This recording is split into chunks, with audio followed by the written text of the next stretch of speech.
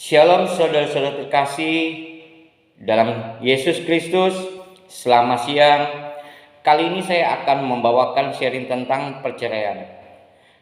Apakah perceraian sebuah tren atau menurunnya akhlak manusia? Setelah kita cermati dari tahun ke tahun, kasus perceraian selalu saja terjadi di belahan bumi ini.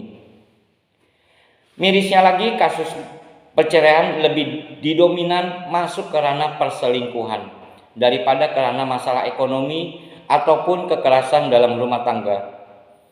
Apakah sebuah pernikahan menjadikan sebuah objek permainan? Mengapa hal ini bisa terjadi? Apakah perceraian sudah menjadi hal yang biasa atau mungkin sebuah tren? Bagaimana peranan gereja dari sudut Alkitabiah menyikapinya? Saya akan mengupas lebih dalam lagi kasus perceraian ini. Masalah ini bermula dari sebuah rumah yang dihuni oleh seorang janda dengan paras yang cantik. Tentu sebagai seorang laki-laki yang normal akan terpesona melihatnya. Kebetulan tidak jauh tinggal pula sepasang suami istri yang saya pikir cukup bahagia dan ideal sebagai pasangan suami istri.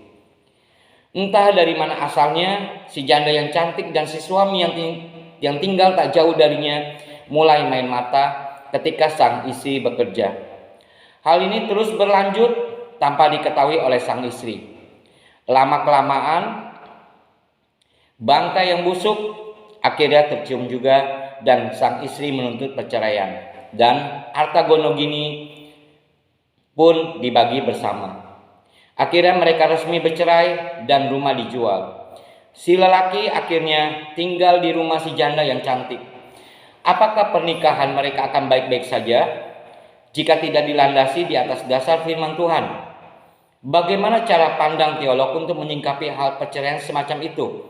Saya akan membacakan firman Tuhan yang terambil dari Matius 19 ayat 1 sampai 12. Beginilah firman Tuhan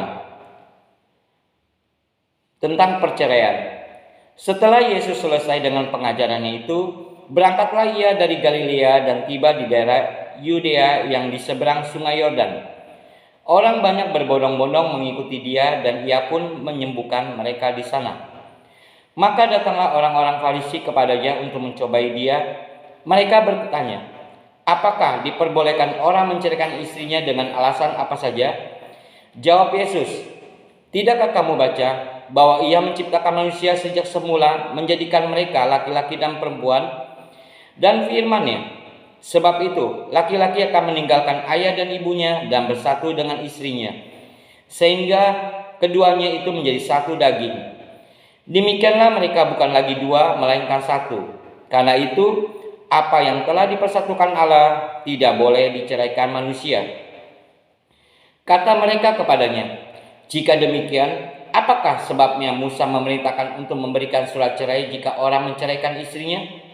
Kata Yesus kepada mereka, karena ketegaran hatimu, Musa mengizinkan kamu menceraikan istrimu, tetapi sejak semula tidaklah demikian. Tetapi aku berkata kepadamu, barang siapa menceraikan istrinya kecuali karena zina, lalu kawin dengan perempuan lain, ia berbuat zina.